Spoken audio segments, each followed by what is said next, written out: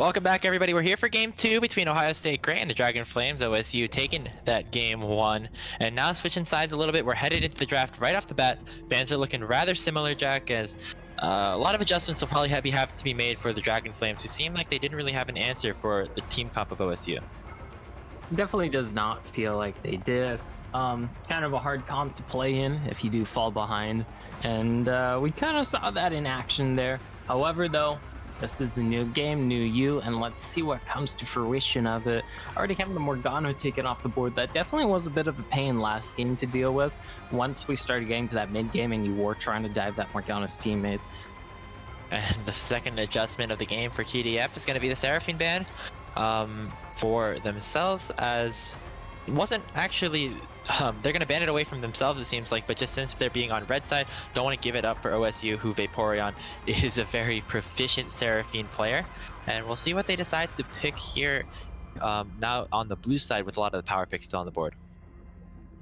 Because, okay, yeah, I was gonna bring up, we saw a lot of jungler bans last time around, and that Hecarim just happens to be one of them. Gonna be a locked on in here for the side of OSU. However, the Darius Hover here by TDF, who had a hard time dealing with it last game, so I guess if you can't handle it, just play it. Yeah, it seems like that's going to be the answer. Maybe just a bit of a BM hover for TDF as they're going to lock in the Karma instead. Could be a flex up to the top lane, mid lane, or support. Heck, even we saw Reckless play it down in an AD carry position. But Peels has a good amount of games played onto the Karma, so probably expecting it to go up top. Kaisa going to be hovered here and potentially locked in to finish off this rotation of the draft. And Kaisa lock in here, not something we typically see with Karma since... Okay, yeah, the Darius, something we definitely do see more with the Karma.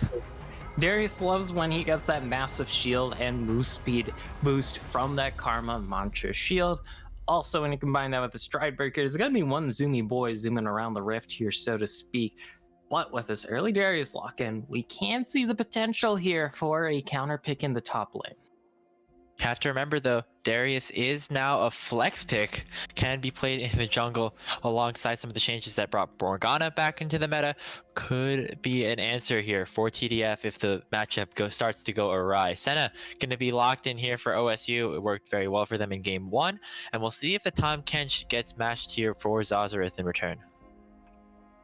Wouldn't be too surprised if we see that come on out. Of course, there are other things he can pick with the Senna in the bot lane. We have seen some other bruisers down there. There have even been a few cases where that Senna is paired with the mage. I don't think we've seen Senna Mordekaiser, but that's assuming that it would be a bot lane Mordekaiser, more than likely going into the top lane against that Darius. So a big beefy boy brawl in the top lane, so to speak. Yep, 2 of the original Juggernaut updates. Of course, Mordekaiser nowhere near the champion that he was back in Season 5, but Darius pretty similar. So, I mean, bit of a reunion, so to speak, as Ash gets locked in to lock out the first rotation. TDF saw the Senna lock in and immediately said, we don't want you to play that TK with it.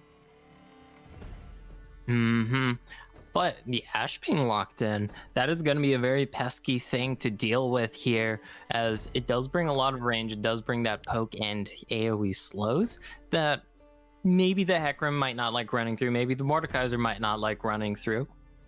Who knows? Yep, potential for a lot of different things now, as Lilia will be banned away as well. Looks like OSU still going to be targeting Dwamana Bear in the jungle, as 3 of the 4 bans have already been towards that position. Galio going to be the final ban for TDF, and Udyr finishes off the jungle pool for OSU. And we'll see if Dwamana Bear tries to go for a more off-meta pick now with the Hecarim already locked in. There are other... Oh wait, no, I was gonna say Lilia. Kind of forgot that was banned away. However, though, there are other junglers you can lock in. We saw Diana be buffed recently. Also banned. Damn it. Yeah. All right, I'll just keep naming things that are banned. But the Nidalee, also a strong, potent jungler. That is actually a Victor. Never mind. We love pro draft here so much. Nidalee is Victor. Nidalee and Victor, very similar champions, obviously, so very easy to confuse them. But either way, going to be a Victor lock in here for Tommy Toesucker, one of his most played champions, something he's super comfortable on. We'll see what OSU responds with. Is going to be the Cho'Gath, potentially going to be going towards that bot lane alongside Senna. That's going to be an exciting lane. Yeah. It better be an exciting lane because Senate Cho'Gath is something that has been popping up a little bit recently in North America. It hasn't really breached competitive yet. It's been more so in the amateur scene, specifically the collegiate scene. It can work really well since the Cho'Gath has a lot of that sustain, has a lot of those anti-dive tools. But when you look at the side of the Dragonflames, they don't exactly have that insane dive you want to shut down. It isn't like there's an assassin like a Kha'Zix, a Zed, yada yada yada jumping in. You just drop that silence on them and then they're near useless. No, you are going to be silencing up definitely some key picks that are running in, but it's only really that Darius who wants to run into your team, it feels.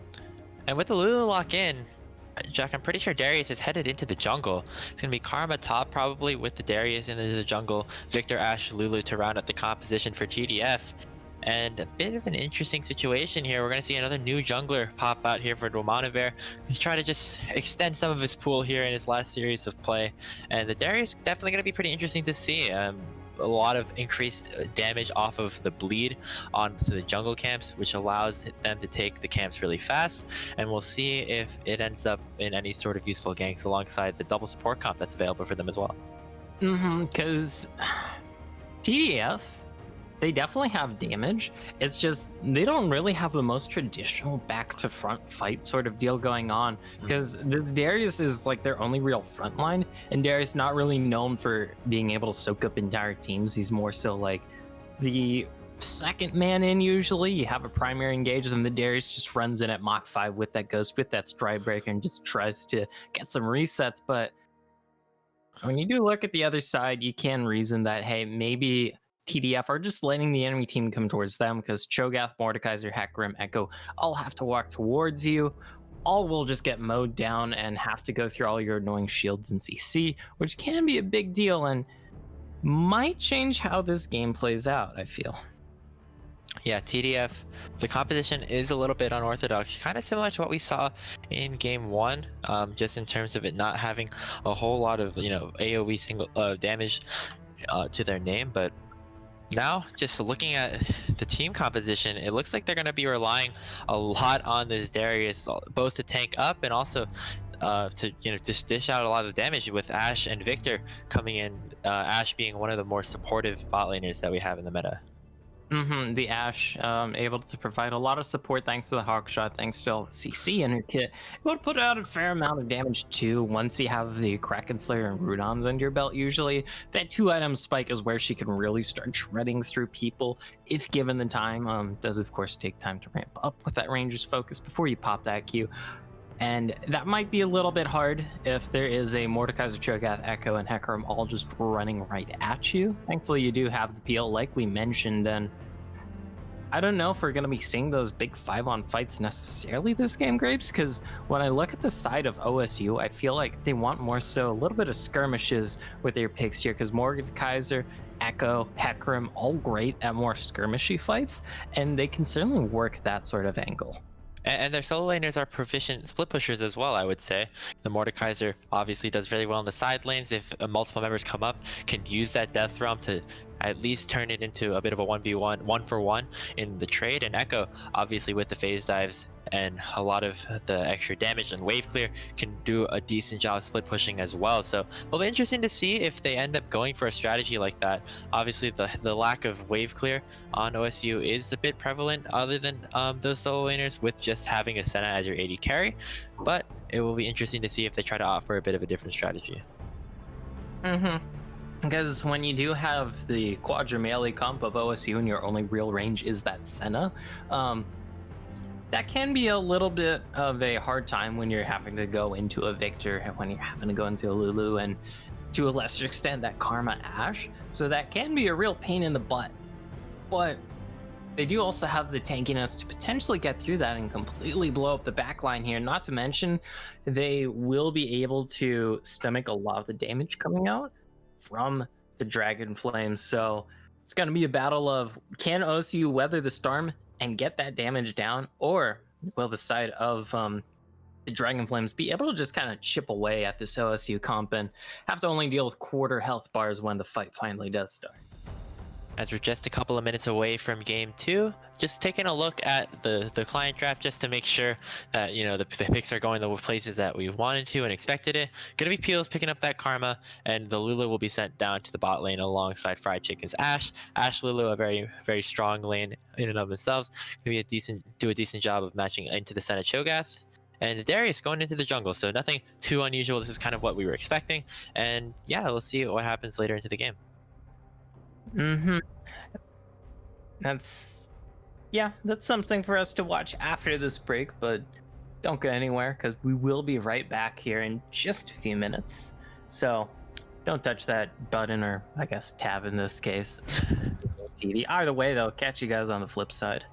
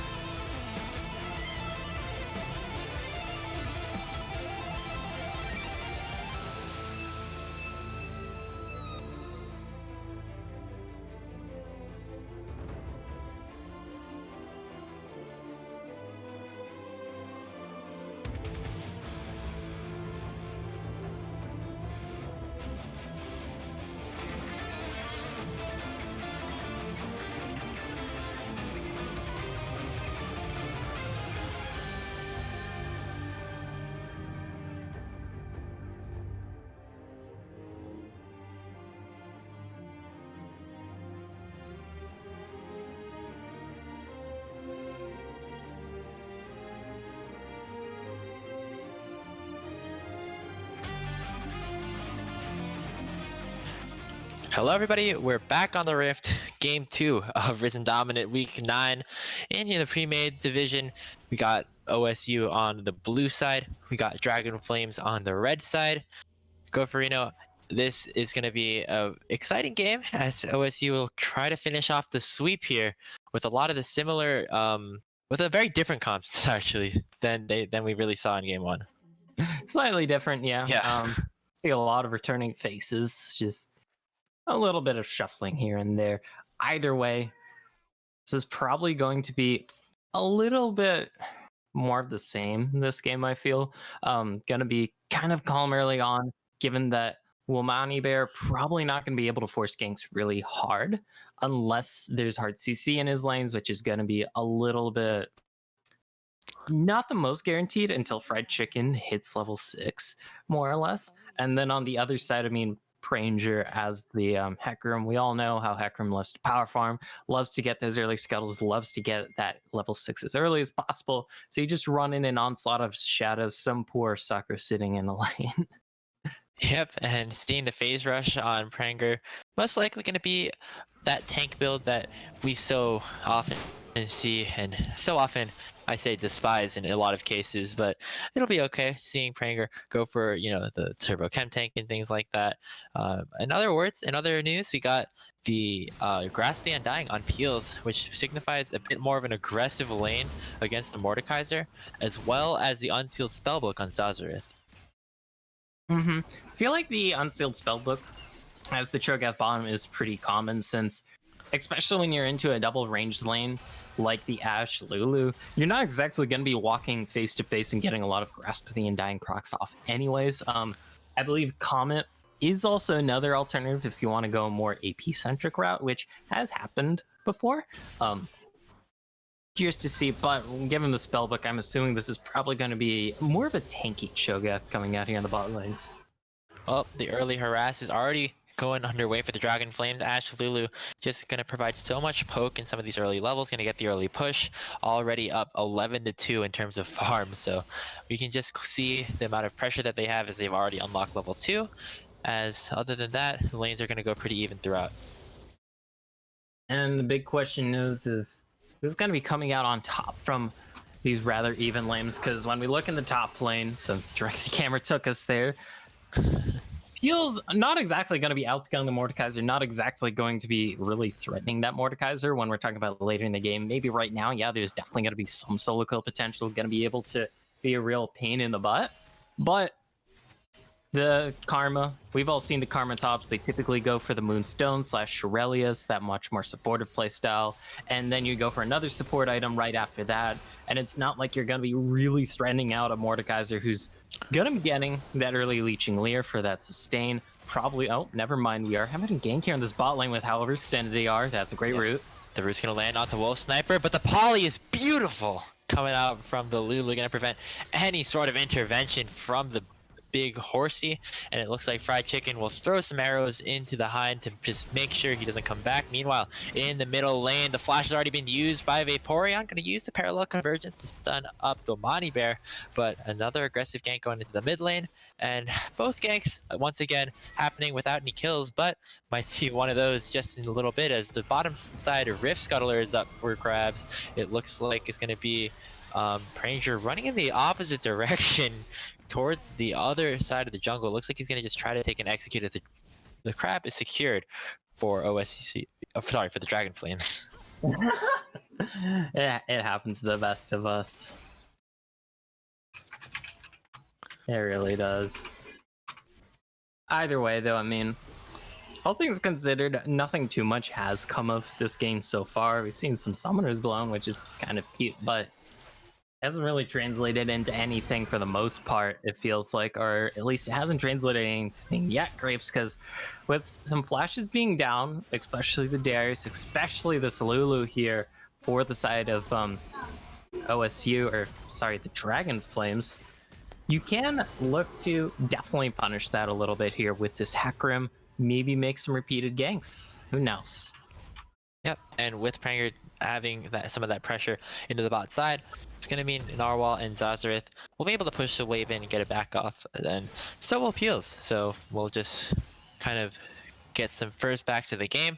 We see that Bandle Glass Mirror available onto the Karma, which just confirms that we're going for that more supportive build instead of something else, which probably is the most optimal even with the changes made to Moonstone Renewer. And yeah, other than that, things look pretty standard for now. Of course, I mean, it's going to be a bit of a journey here. Definitely more action than we saw last game, I guess, but yeah, so far we are on par for kills. That does open up the question, though. We see those red pings onto that dragon. That opens up the question, hey, are we going to see maybe an early dragon like we did last game? It is once again an Infernal, and everybody does love themselves some more damage here. Both these teams going to be loving all the damage they can get. Doesn't look like that's going to be the case quite yet, though, with this Deep Vision being put down by Pranger. Domani Bear was a little bit late on the recall, but he has now arrived towards the Dragon Pit, and with the bot lane of the Dragonflames there as well, the lane pushed into Captain Narwhal and crew, the Dragon will be started up by the red team, and most likely will be going down uncontested. Gonna be able to pick that on up. He doesn't like more damage. Of course, not the biggest deal, a single Infernal Dragon. We are going to have the Mountain Dragon up next. So just like last game, in fact, with the Dragon ordering, maybe the Risen admins were wanting to cut a few corners on this script. Either way, hey, here's to see what Soul's going to be this game. Well, it'll be either Ocean or Cloud. Not really sure just yet. The Ocean Soul would be pretty good on the Dragonflames, to say the least, just given the team that they really have. Actually, it would be good on either of them. Just the amount of healing is really big on both, as Pranger has found a wild Karma out in the open. Gonna use those Qs. The W tether will try to buy some time for Peels. Mantra E also used, but Pranger is diving the tower. Will it be an overextension? That's the flash, that's the root, that's the first blood for Peels. You can't be diving the tower against the Karma. Too much speed, too much sustain, and not enough damage coming out from the horses. The first kill goes over to the top side for Dragonflames. And that was completely unnecessary too. Like, never mind, fighting the bot lane. Yeah, just as we say that, some more action unveiling here in the bottom lane. Vaporeon also getting stunned up there with the gravity fields. Domani Bear won't be able to get onto him just yet. But yeah, solo kill in the top lane, but not the way you would expect it with Pranger with an overextension. Yeah, like, because assume Pranger had just called it off there after he forced Peels, who was about quarter health under the turret. Then Peels backs. Bongos just gets a favorable push into tower, favorable recall on their own terms. And you're looking fine and dandy. You still have your double buffs. But opting for that greed when the Karma's flash was up, and Pranger should have known that. That just is kind of way too greedy with this dive being set up in the bot lane. The polymorph already coming out. No enchanted crystal arrow quite yet, but I don't think they'll need it here, Grapes. There's 4 dragons into the bot lane, and Domani Bear will drag Gnarl in. Gonna hit him with the guillotine, and another kill on the board for the red team. But now, hold on, top side. Mantra W used to try and sustain Peels for a little bit longer, but the Death Realm is here. The isolated Q does so much damage, and Bongo is going to do what his Q does best, and in just a little bit, will obliterate Peels in the top side. And that's how we're kind of expecting this top lane matchup to go. It's only going to get harder from here on out, especially if Peels is going for the full support build here, because obviously we know, well, you're probably not doing the most damage with that build. It doesn't take a genius to understand that, but then also a lot of the items that Karma top does build, like the Moonstone, like the Staff of the Flowing Water, like the Ardent Sensor, all those kind of require or are very heavily benefited from having an ally nearby you. And well, Mordekaiser Death Realm literally removes you from any allies you might have. Kind of nullifying a lot of what this Karma pick wants to do. Granted, in later game team fights, I don't know if Bongos is really going to be committing every single ultimate to this Karma, but when we're talking about these small skirmishes, a 2v2, a 3v3, that's where this Mordekaiser ulting the Karma is going to be kind of a very important deal, because that should be an easy solo kill, Grapes, every single time. Yep, and if we saw just that up there for his Bongos, who now has the Merc Treads as well as the Leeching Lair, so a lot of tools available for him to just go aggressive whenever he wants into the top side. As we head into the 10-minute mark of the game, just about an 800 gold lead in favor of the Dragonflames. A similar situation to what we saw in game 1, but after that it was off to the races for OSU, who really just picked it up and ended up snowballing a game from there. Interesting thing to note here, Jack. Dwamani Bear is leading the game in CS with 92 and a jungle Darius.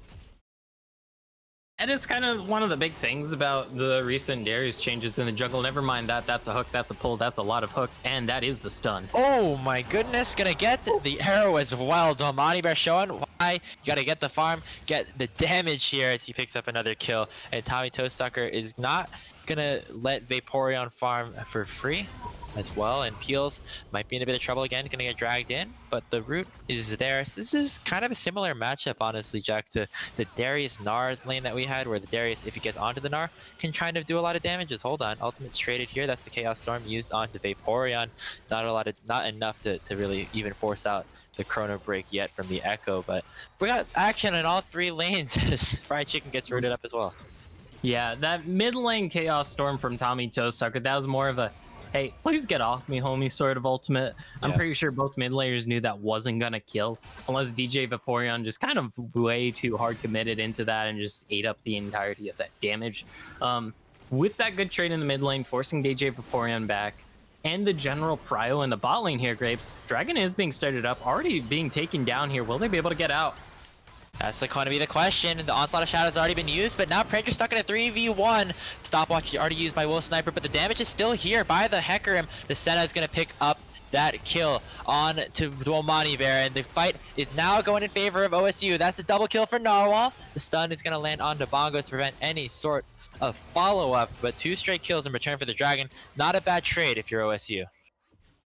And with that Rift Herald being dropped as well, they can look to take this mid lane outer turret. This Herald won't take it down with this charge, but it will put it right on Death's Door. We can see it's already down to like about 10%. And just going to be able to finish it on off here. That is going to be a nice first tower pickup here for 3 members, all getting those plates, all getting that first tower bonus here. That is going to be some nice pocket change going over to the side of OSU here, Grapes. Yeah, and like we saw in game 1, even after some of the good plays that the Dragonflames made early on in the game, all of a sudden we're here at around the 13-15 minute mark, and OSU is in the lead. So it's just very interesting to see how the mid game worked out for them here in both of these games. Pranker doing a really good job of setting up those kills for Narwhal down at the Dragon Pit, allowing this Senna to already have the mythic item over the farming Ashe, actually. So just a lot of advantages available for them in the bot side, as just the gold is really much in their favor right now. It isn't the most favorable position to be in, but it isn't the most game losing position to be in. It's curious to see what they're going to be able to do with this small lead that they have secured, since that is nice picking up that first tower. However, though, when we look across the map, some CS deficits here and basically every single front gonna be kind of impeding the side of the Dragonflames. Vaporeon looking for this, but has to be careful though. That's the Chaos Storm. The Chrono Break isn't available, so Vaporeon's gonna be forced to flash away. That was not necessarily the play that would have really brought a lot of success for OSU, as they force a flash out of their mid laner. Yeah, I'm gonna be real with you, dog. DJ Vaporeon, what was that? Like, that was so unnecessary. You didn't even have the Chrono Break available, so you didn't have that extra safety net to just go over that wall and try and go for that blind kill. What do you get out of that? Sure, you get 2 ultimates out of that, but it costs you your flash. You're gonna have to back here on unfavorable terms, and it's just not worth it here when you consider what he had to give up in order to just get that. Yeah, it was just really interesting to see that come out from Vaporeon. Either way, not the worst situation, as there's no major objectives that I really need of any contesting. So might as well, limit test a little bit before you get to some of those late game fights. Let them know what you really need. Let them know what you're made of in the mid lane. But either way, we're heading to the 15-minute mark. Gold is still in favor slightly of OSU. The Buckeyes are trying to take the series home 2-0, end the season 5-3, 5-4, 6-3, something like that. Yeah, just a little. Pick a season, any season, there'd probably be something weird and wacky from said season. Either way, though, I mean, for the most part, even with that small gold lead here, this is a relatively even game. We have a minute and a half-ish until that first ocean. Wait, Narwhal, what are you doing, buddy? Very aggressive play here. The poly slash arrow combo going aggressive onto the Senna, and that's going to be a shutdown as Domani Bear picks it up. Zazarith is just going to run for the hills, but just going to be a matter of time until the Axe picks up a double. Domani Bear now has 4 kills in the game. Yeah, I don't know what Narwhal was doing there. That was way too aggressively far forward. Even if you don't account for the fact that Womani Bear was in the area, even if they knew that, like, if it was just that 2 versus 2, like, why are you up that far? You're way in front of your Cho'Gath that can help you out. You're in the enemy minion wave. You're eating those double-ranged autos. You eat that enchanted crystal, and you give over that big shutdown to those Darius, who now 4-1-0, has the CS lead as well, also has the boost thanks to these 2 early dragons boosting those combat stats. Like, you just made the situation for dealing with the Darius that much more worse when it really shouldn't have happened like this. And all of a sudden, the gold is back to even. And actually, Dragonflames in the lead by just about 100. Just mere pennies separating these 2 teams as the 3rd dragon of the game is about to spawn. It will be Ocean Soul. Going to be a super impactful set of buffs available if either team can end up picking it up. It looks like the far side will pick up the sights of OSU, and just going to be a signal for a fight to begin. The dragon is already ticking pretty low, but Domani Bear is here with the smite, with the flash, with the guillotine, and we'll see if they end up taking a steal here. The dragon is really low, but it's going to be secured by the feast. Domani Bear now stuck in the death realm with bongos, but Onslaught of Shadow is going to go onto the back line, and Fried Chicken's already dead. OSU going to pick up the bot lane of the Dragon Flames, and Bongos ends up surviving through the Mordekaiser ulti. And it's just going to be another cleanup here onto Peels. Domani Bear will finally get taken down. So overall, it's going to be a 4-0, but the Dragon was secured. No soul point for the Dragon Flames just yet. So not only did they take the Dragon, not only did they take the team fight, but they got some massive shutdowns as well. And props to Bongos for just soloing out Domani Bear with that Death Realm, chipping away at this Darius, not letting him do any of those reset shenanigans like we saw last game. That's gonna let them pick up the 2nd turret in the bot lane here, get themselves up to this nearly 3,000, and definitely gonna be noticeable gold lead here, Grapes. So once again, OSU should be in control of this game like they were last time around.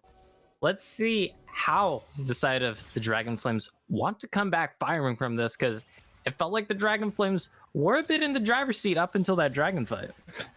Yeah, and I think a large part of that was just the Mordekaiser doing a whole lot to really block out the strongest member of the Dragonflames, using the Death Realm to buy so much time, prevent Domani Bear from wreaking havoc onto the rest of the team.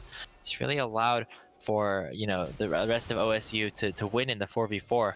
And just because of that, now they're up even more gold. They're going to prevent the soul point from going over, and Peels might be in trouble as well. Bongo's going to land that Realm of Death. The final Obliterate will potentially kill. The flash is not available, but the final Q will be. 3 kills in a row for Bongos on the top side.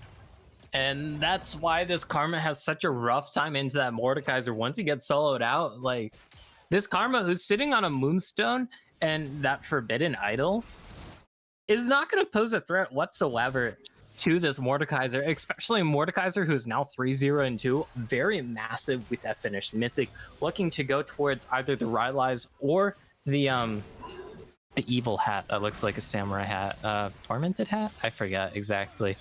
But either way, Tommy Toesucker gonna be delving here. Let's see if DJ Vaporeon's able to get a bit of luck. Looks like just a bit of a quick trade. I guess like Vaporeon more than content with chunking out Tommy Toesucker and ulting back to safety. Once again, maybe just a little bit more of that limit testing, but we're starting to see a bit of that 1-3-1 that we were talking about earlier, Jack. You got Bongos in the top side, Vaporeon down in the bot side, and yeah, right now just a bit of split pushing available for both of these solo laners. Oof, and we'll see how they're going to be able to deal with this split push, because Bongos as this Mordekaiser, I mean, it feels like you're going to have to send up Tommy Toesucker potentially to really be a threat versus this Mordekaiser, but even then, the Mordekaiser can definitely catch out this Victor. All it takes is that one good little nether grasp, or nether, no, the hook. I don't know why I'm forgetting that name. The Death's Grasp, that's what it is. Okay. Because I knew Nether's Grasp was not it, but it was close. Either way, though, it's going to probably be on Tommy Toesucker to really deal with this Mordekaiser in a side lane, I feel, Grapes. And then you have the dilemma of putting the Karma against the Echo, who was put behind, but it's not like the Karma will be able to really threaten the Echo, even if this Echo is behind a little. An interesting build popping up here for the Echo Vaporeon, going for the Nash's Tooth second item. Going to provide a lot more of the split pushing potential, a lot of the magic damage on hit, going to synergize well with his passive as well. It'll be interesting to see how it really works out, but right now his team is definitely in the lead here, which allows them to really clear out a lot of the vision and really allow this split push strategy to thrive here. Pranger going to steal away the wolves and going to get away unscathed with the dragon spawning in less than a minute. Let's see, because with how things have swung in this game, now definitely in the favor of OSU, will they be able to grab themselves this dragon as well, even up the dragon count? Having that double ocean will be kind of nice, kind of noticeable. AJ Vaporeon definitely getting a little frisky here right before the dragon spawns. Does thankfully have that Chrono Break, though, as that oopsie button. Rift Herald popped in the bottom lane. OSU wants to make the Dragonflames decide what they want to do. Domani Bear is going to jump in with the Stride Breaker. The Rupture will miss, but the arrow will not. Bongos is now into the middle of the enemy team. A huge onslaught. Ranger.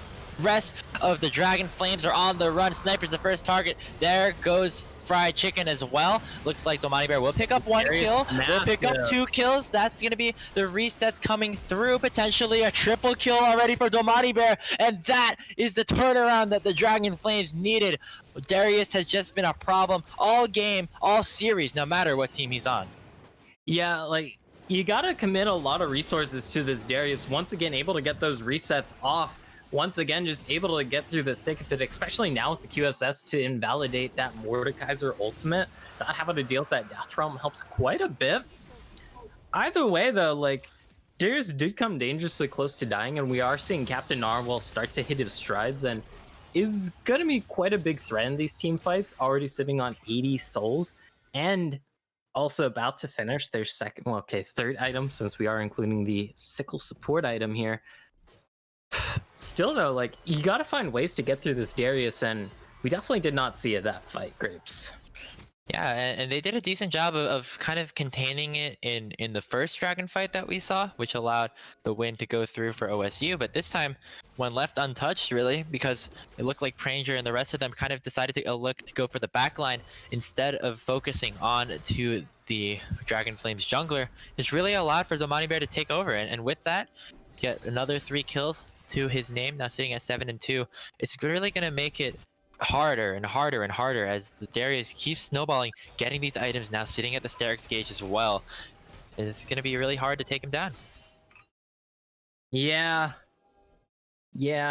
but like we did mention, there is this Senna that is continuously stacking up. Once that Mortal Reminder is finished, that'll help quite a bit to deal with this Darius, and I'm curious if we're gonna see a potential not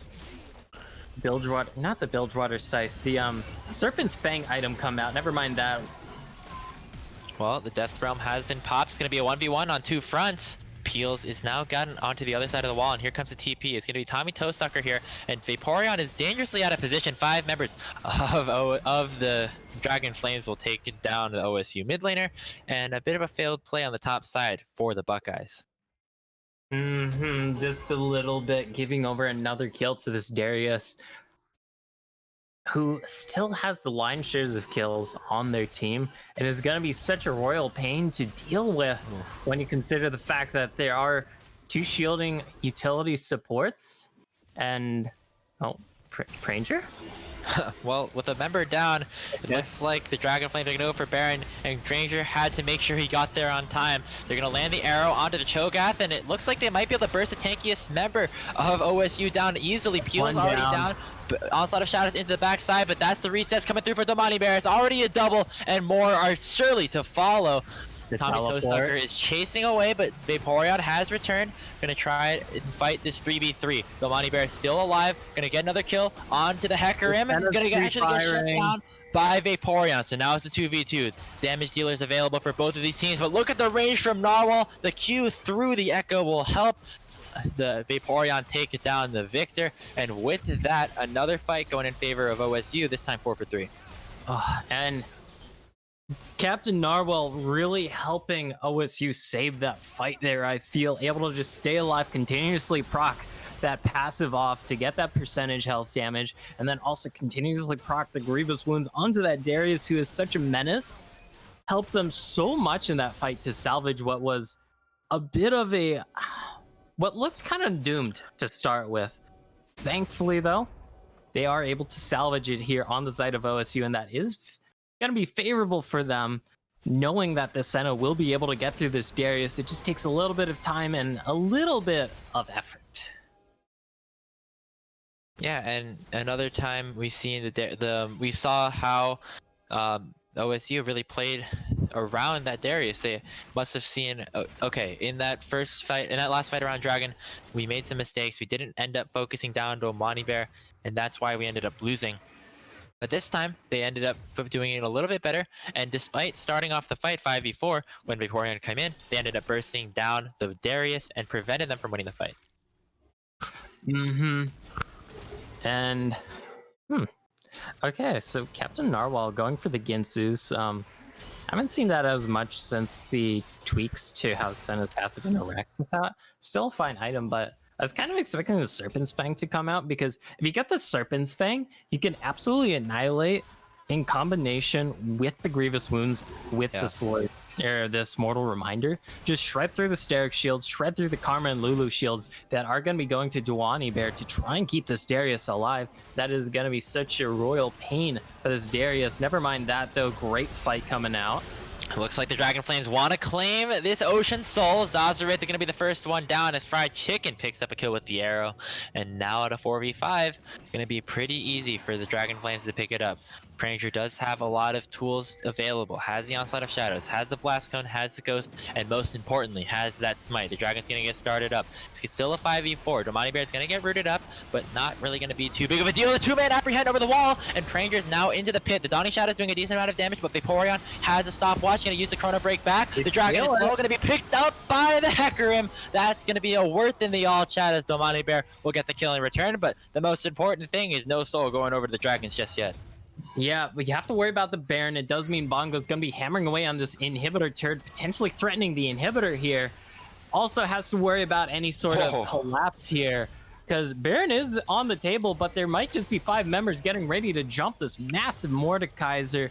Let's see how this shapes out here, Grapes. Bongos is just ignoring the double supports that are trying to hit onto them, as the inhibitor will just slowly but surely go down. Bongos is going to pick it up, and now with the Death Realm already used, going to just kind of walk on out there safely or not. Peels is here, has the roots, has the Grasp of the Undying, has the shields, and it's going to take a while, but Bongos might be going down in just a little bit. Has the heals though, with the Riftmaker fully stacked. This could be a little bit dangerous for Peels. The Obliterate is going to be there, but the Polymorph is going to save the life of the Karma, and the Baron will be peeled off as well. So not too much happening around the pit, as the most important thing there was what happened at the top side. The inhibitor went down.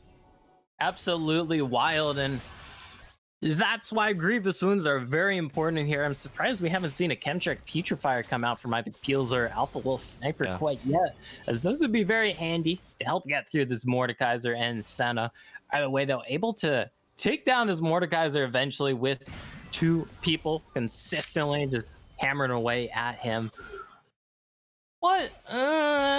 You now have to deal with that down top lane inhibitor while Baron is still up, Grapes, and that is gonna be a bit of a rough time here for the side of the Dragonflames. Yeah, the top lane inhibitor is not as bad as the bot lane inhib, especially at this stage in the game, just because the Dragon isn't going to be spawning for a while. And the main topic of conversation will likely be around the Baron Nashor, so as long as you have members up there in the top side, clearing the minions will not be too big of an issue.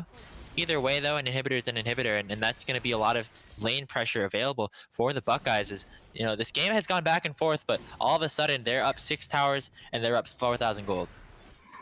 Yeah, and I just took a hover over Captain Narwhal, sitting at 128 souls right now. That is 700 base Wow. 50 auto attack range, which is insanely nasty. As the teleport from Victor, Pranger is actually going to circumvent this, just going for the plant and spot that out. None of the Hongos, vision though, spotted them though.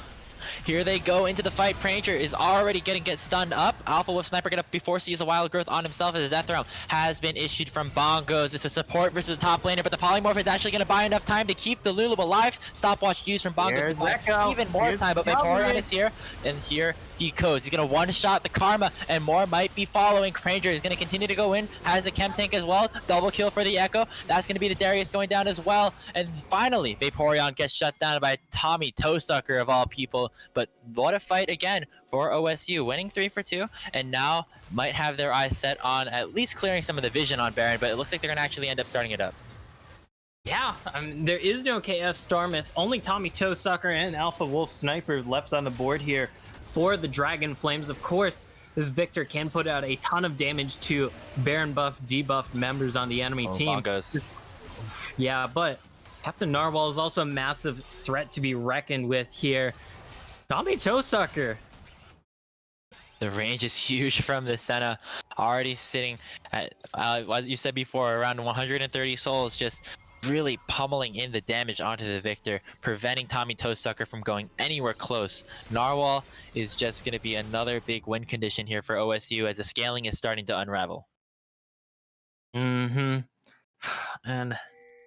that is going to be one hell of a rough thing to deal with. Either way, though, we're going to have even more fighting here soon enough, because less than a minute away until this next dragon buff. And whenever Soul Point and Baron are available on the map at the same time, Grapes, it's always one of the league's greatest catch-22 dilemmas of the other team might just force you to trade a singular dragon buff for the Baron buff and then look to end the game off of that. Look at this setup, though. Dwana Bear. Oh, I think that Hawkshot actually scouts them out here. We'll see if it is. They're going to Dragon Wolf Sniper again, but that's a 3-man root coming out from Narwhal, and it's huge. They're going to trade 1 for 1 so far, but it's only the Lulu going down for OSU. Vaporeon's in onto the backline, takes down Fried Chicken. Pranger is going in. Domani Bear is going to get taken down as well. Narwhal with a double kill. Tommy Toesucker is going to be the lone hope for the Dragon Flames, but that is not going to be enough of a hope. Vaporeon's going to go back in, get another kill, and finish off Peels for the ace. And if that's potentially going to be the Baron going over to OSU. Or not. They're going to have their top. There is that down top lane inhibitor. They do have 1 super minion in here. The death timers are still over 30 seconds here for the solo laners, and another 20 seconds till Dwani Bear's back up. So we might just see the end of the game here, Graves. That's the first Nexus turret. This is going to be the second Nexus turret, and more than likely going to be the game with OSU closing this out 2-0. Yep, that's going to be it. I was wrong. I didn't want to be overzealous, but it looks like OSU did the right move. They ended the game and sweep Dragon Flames 2-0. Yep, that's Senna, who was a ticking time bomb here for Captain Narwhal. Well, sure was a ticking time bomb, able to just shred through people left and right on the enemy team, and the Dragon Flames just not having enough access to the back line to really threaten outside of that initial burst. Yeah, what a great game. What a great series. Congratulations to Ohio State for closing it out, ending their Risen Dominant Premade series with a win here. And yeah, it was really fun to cast that. And hopefully we'll see some more of these players and some of these teams in the next split. But with that being said, sadly won't be getting to see either of these two teams again for the rest of this split, as next week, I believe, is when playoffs start. At the very least, this was the last game of regular season, so can't wait to see how playoffs shape up as we are starting to enter the warmer months of the year, Grapes. And I don't know, any final words, any final shout outs you have? Well, just wanted to thank all of the people here on the stream for tuning in, watching some awesome Risen Esports, and go for Reno. While the 2-0 means that we can't cast any more League of Legends, it does mean that we can tune into Proving Grounds finals happening in just a couple of minutes. Yep. As I guess one final shout out to, two final shout outs, since we had 2 streamers today, and Tyrell, who had an emergency sub for a Gala, who might have been oversleeping just a little bit, and of course Gala. I'm getting word from our production that they don't like being called out like this. Either way, we'd like to thank you guys all once again for tuning in to Risen Esports. I am Graves, joined here by Go Farino, saying so long for now.